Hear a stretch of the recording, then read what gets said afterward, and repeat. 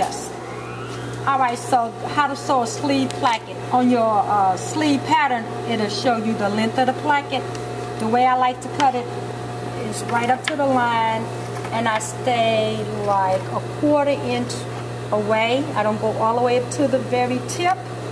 And then I cut a little triangle shape so that we can manipulate the fabric and make it lay in perfect. So this one is just called a continuous placket. So this time we put the wrong side, the right side to the wrong side. You're going to sew this from the back and then bring it around, sew it to the front. Like a bias.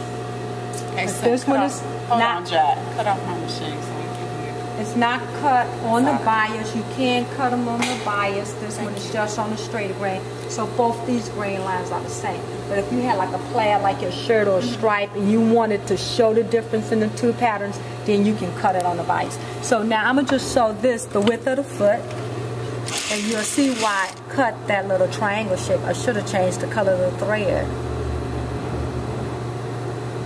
And I'll keep this laid out flat. When I get to the triangle, I'm going to manipulate the fabric.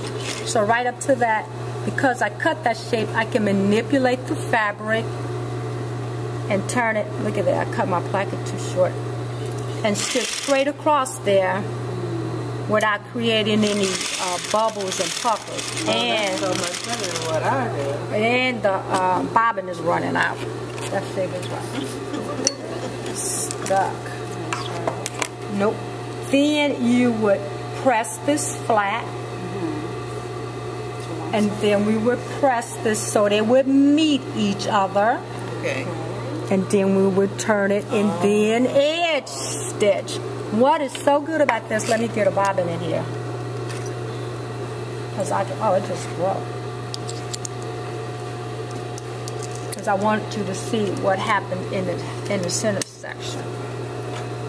So we're pretending this is already pressed. You can pin it in place. We just want to make sure that we cover up that stitch because we stitched it from the back. Always back stitch at the beginning and end, but then again I'm just manipulating the fabric, flipping it over. You see this edge is caught right in between, so I have my guide.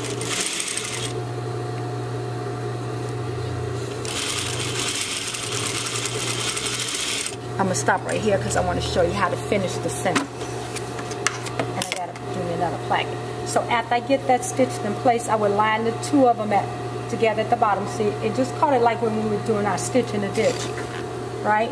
And then just sew on a 45. Sew it on a 45. And then that will force that to stay in place. That's what I need to do on my blouse the other day. Right.